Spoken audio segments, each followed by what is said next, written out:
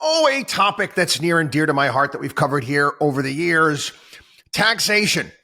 You know what we're going to do? We're going to frame it like one of those cop shows, like true stories. We're going to do true taxation stories. Well, I got one for you here. Ireland.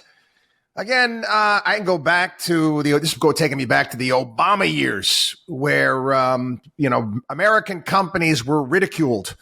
They were ridiculed. Oh, yeah, Biden was all upset. They weren't patriotic.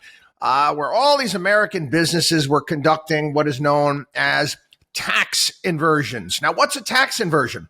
Tax inversion is where you, as a company, get acquired in a lower tax domicile by a smaller company.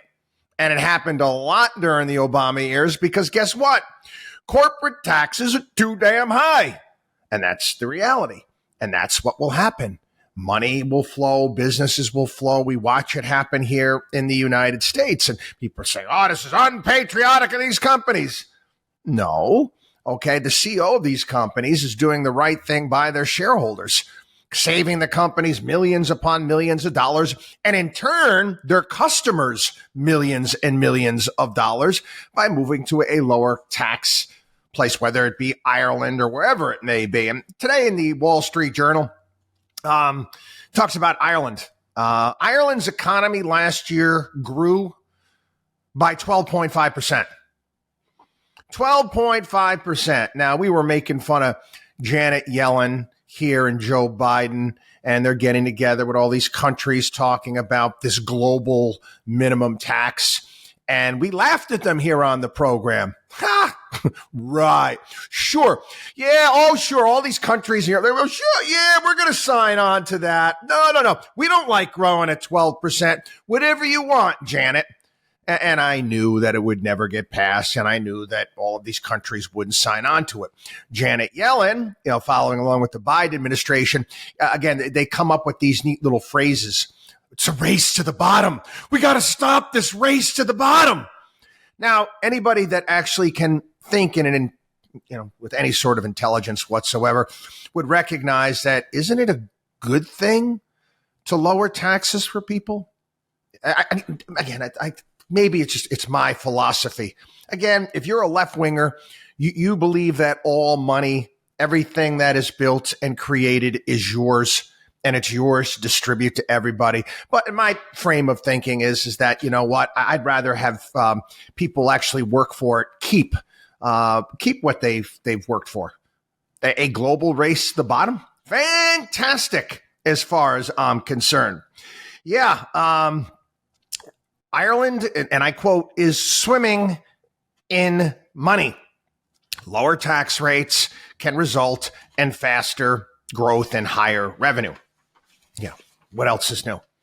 Again, it was interesting. I was actually watching that. They had a neat little, David Letterman did it, little documentary type thing on YouTube. And it was showing what life was like in Ireland in the 80s and the 90s. And again, I met a lot of, immigrants from Ireland, young people my age back in the early 1990s and New York. And the stories that they were telling me was incredible. The country was a dismal mess, a welfare state. Its national debt as a share of gross domestic product rose from 40% to 95%. Its unemployment rate was 18%. That was as high in 1987. 1995, they did an about face. The country replaced its 40% corporate tax rate with a 12.5% rate, and Ireland became a magnet for new business and capital investment. Yep. The number of U.S. multinational companies operating in Ireland now stands at about 950 with 209,000 employees. The population of Ireland is 5 million. So if you were going to do an equivalency with the United States, that's about creating like 10 million jobs.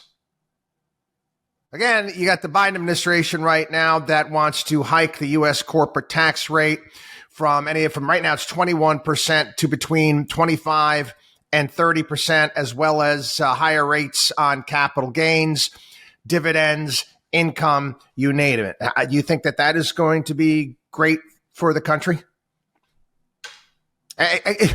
There's options in the world, people. And we watch it here in this country right before our very eyes, all the companies that are moving out of, the Northeast and certain high tax states in the Midwest and also California to other locales because it just makes sense. Now, I got to move on today because, again, this is fascinating. I mean, these folks, these economists from Harvard, Princeton, University of Chicago used to be much more right of center than it is now, but it's still kind of considered a bit of a conservative school, I guess. They've come out. Again, this must be killing them. Praising the Tax Cuts and Jobs Act of 2017. That's Trump's. I give credit where credit is due. We're equal opportunity bashers here on the program, and I mentioned that this was a win for the Trump presidency. Again, I don't give it an A rating, and I didn't at the time because, even though it lowered taxes, it got a lot of things done. In order to get an A grade, Trump would have had to have gotten rid of all of the loopholes and handouts and giveaways and made the tax code somewhat coherent, shrink it. But that didn't happen. But he did lower tax rates. So the National Bureau of Economic Research, all these groups of economists, these are the same folks that make the call when it comes to recessions. They found, quite frankly, that more business investment, the results of the Trump corporate tax reform, more business investment, more growth, more wages for workers, and little impact on government revenue as lower corporate tax rates were offset by an expanding economy. And the journal quotes this game, set, match, or checkmate, however you want to put it. It worked. This study has, basically economists buzzing on the Twitter or the X. These are the most convincing estimates of the response of investment to corporate tax rates that I've ever seen. Okay. This is Jason Furman. Okay. Jason Furman is the former chairman of the Council of Economic Advisors during the Obama administration. Taxes actually do matter. Companies that saw larger reductions in tax rates also experienced larger increases in investment in the years that followed. Yeah, they work. I mentioned this on one of the podcasts recently, and this is another example of the difference in the way of thinking and how fairness and envy and all of these things filter their way into society and how dangerous they are. I've talked about envy and one of the 7 deadly sins. And if you ever watched that movie, I mean, phenomenal movie. It's one of those movies you only want to watch once because it's that disturbing. But the movie 7, Brad Pitt and Kevin Spacey, Morgan Freeman. What was the last sin? It was envy in that. And if you've seen the movie, you know exactly what I'm talking about there at the end. But I talked about it here on the program, and I said, did I write a story about this? And I did. May of 2008. I couldn't remember who was the moderator of the debate. It was Charlie Gibson. And I was ripping in at the time because I knew what a disaster Barack Obama's economic plans were, and they were. They've been an absolute disaster. Not as, I wouldn't say as consequential as Lyndon Johnson as far as the country is concerned, at least not yet, but most certainly they've changed things as far as the country is concerned. Charlie Gibson asked this question. And again, I was hoping that Hillary Clinton was going to win. I was hoping that Hillary Clinton was. I didn't want Obama anywhere near it. His economic policies are ridiculous. Charlie Gibson asked this question in this debate, and I quote, "You would favor an increase in the capital gains tax. As a matter of fact, you said on CNBC, and I quote, I certainly would not go above what existed under Bill Clinton, which was 28%. It's now 15%. That's almost doubling if you went to 28%.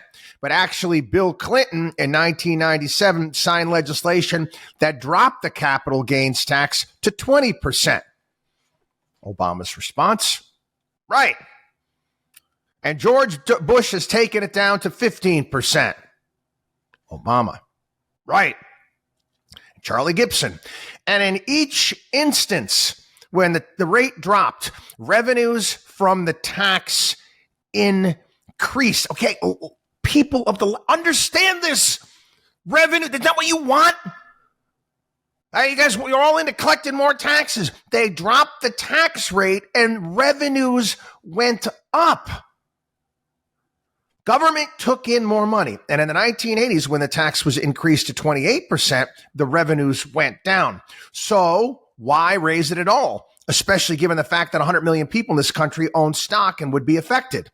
What was Obama's response? And this told me everything. Well, Charlie, what I've said is that I would look at raising the capital gains tax for purposes of fairness. Fairness. Okay. Again, I don't know that they realize that the president's job is to level playing fields, pick and choose winners and losers, and make it fair. But it's, again, people, we get that out now. People with equality, all this stuff. We're not all equal. We're equal under the law. We're equal under the law. I'm sorry, someone that gets up early and busts their ass their entire lives, does the right thing, puts money away, invests it. Well, what? It's not fair that you tell me that that's not fair that they have more than people that don't do the same thing? Anyway, WatchDog on WallStreet.com.